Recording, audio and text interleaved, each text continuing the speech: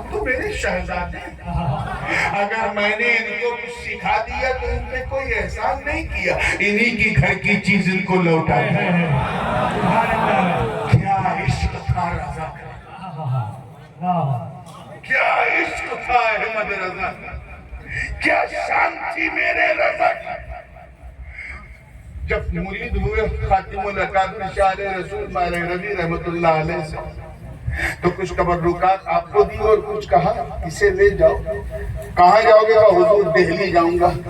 کہا دہلی جانا تو محبوب الہی کی بارگاہ میں حاضری دینا، وہ دلی کے سلطان، اور جب وہاں جانا تو مسجد جو ہے جو محبوب الہی کی مسجد ہے، اس مسجد کی شمالی محراب پر ایک درویش ہے، یہ تبرکات کو لے جا کے دے دے۔ اعلیٰ حضرت نے تبرک لیے، آگے بڑھنے لگے، تب تک آپ کے پیر و مرشد خاتم الاکابر شاہ رسول احمدی مارے ربی نے روکا، کہا احمد رضا رکو، جا تو رہے ہو مگر یاد رکھنا جس درویش سے تم ملنے جا رہے ہو وہ اولاد غوث اعظم۔ آج کل ایک مولانا ایک عجیب ٹریڈیشن چل پڑا ہے، یاد رکھیے ہر سید جو ہے کسی بھی سلسلے سے، چاہے وہ حسنی ہو یا حسینی ہو، سب سر کا تاج ہے، سب کا دلوں پہ راج ہے، سب سے محبت کرنا واجب، لیکن ہر سید غوث پاک کی اولاد ہے۔ غوث پاک کی اولاد سے وہی سید ہے جس کی رگوں میں غوث اعظم کا ڈی این اے ہو۔ اصطلاحاً جس کے نام کے ساتھ جیلانی یا گیلانی لکھا جاتا ہے وہی غوث اعظم کی اولاد۔ ہندوستان میں 6-7 خانقاہیں ہیں غوث پاک کی اولاد کی، اور تقریباً 40 سے زیادہ یا ہو سکتا ہے 50 سے زیادہ حسینی سادات کی خانقاہیں ہیں۔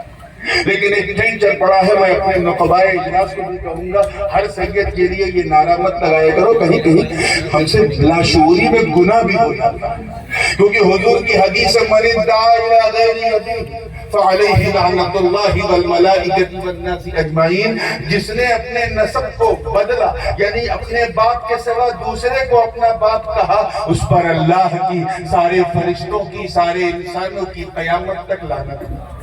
تو ہر سید اس کے لیے اتنا کافی ہے کہ یہ حسنین کا بیٹا ہے، کافی ہے کہ یہ آل رسول ہے۔ کسی سید کو سید منوانے کے لیے اولاد غوث اعظم کہنا ضروری نہیں ہے، بلکہ بسا اوقات گناہ ہو جاتا ہے اگر وہ غوث پاک کا بیٹا نہیں۔ لیکن اعلیٰ حضرت کو ان کے پیر کیا کہہ رہے ہیں، جس درویش کو تم دیکھنے جا رہے ہیں وہ صرف سید نہیں، وہ ساتھ ہی ساتھ غوث اعظم کا بیٹا۔ کیا کہا؟ غوث اعظم کا بیٹا، ان کی اولاد۔ اور سنو، صرف خونی ہی نہیں، اس کا چہرہ بھی غوث اعظم کی طرح، وہ ہم شبیہ غوث اعظم۔ تو ایکسائٹمنٹ اعلیٰ حضرت کا اور بڑھ گیا کہ اب تو میں اپنی ماتھے کی نگاہ سے دیکھوں گا۔ وہ تو اچھا رہا کہ مرید ہو کے گئے تھے، ورنہ وہیں ہو جاتے۔ پیر بھیجنے والا بھی بہت بڑا اور جس کے لیے بھیج رہا ہے وہ بھی بہت بڑا۔ چنانچہ جب مسجد میں پہنچے اور جہاں پیر و مرشد نے اشارہ کیا تھا وہیں ایک درویش کو بیٹھا دیا۔ آپ سوچو، نہ موبائل ہے، نہ وائرلیس ہے، نہ کچھ۔ حضرت خاتم الاکابر کی شان کہاں بیٹھے ہیں اشرفی میاں انہیں پتا۔ اس کے بعد جیسے ہی اعلیٰ حضرت نے سلام کیا تو وہاں کوئی اور درویش نہیں بلکہ ہم شبیہ غوث اعظم۔ اعلیٰ حضرت اشرفی میاں سید شاہ علی حسین کی چھوچھوئی یعنی میرے دادا کے سگے نانا، وہ وہاں جلوہ افروز تھے، چہرہ بالکل غوث اعظم کی طرح۔ اعلیٰ حضرت کی آنکھیں کھلی کی کھلی رہ گئی اور برجستہ تو مصرے آپ نے کہے، اشرفی رخت آئینہ حسن خوباں، اے نظر کردہ و پروردہ سے محبوبہ۔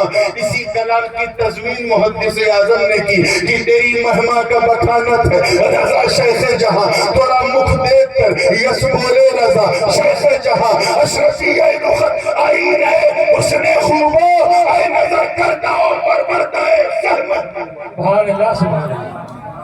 اعلیٰ حضرت دیکھتے رہ گئے تو اشرفی میاں نے مسکرا کے کہا، مارہرہ شریف سے آئے۔ کنیکشن دیکھتے، مارہرہ شریف سے آئے۔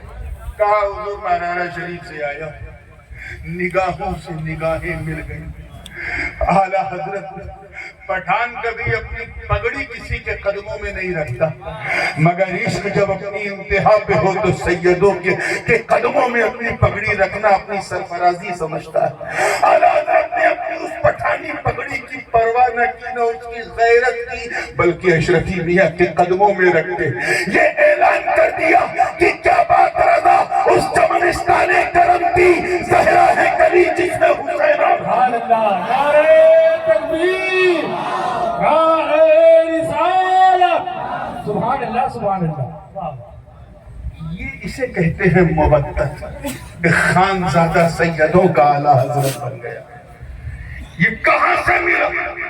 یہ فسق نے نہیں، عشق نے عطا کیا۔ اسی لیے ہم انہیں امام عشق و محبت کہتے ہیں، اور ٹنکے کی چوٹ پہ کہتے ہیں، پوری شان سے کہتے ہیں۔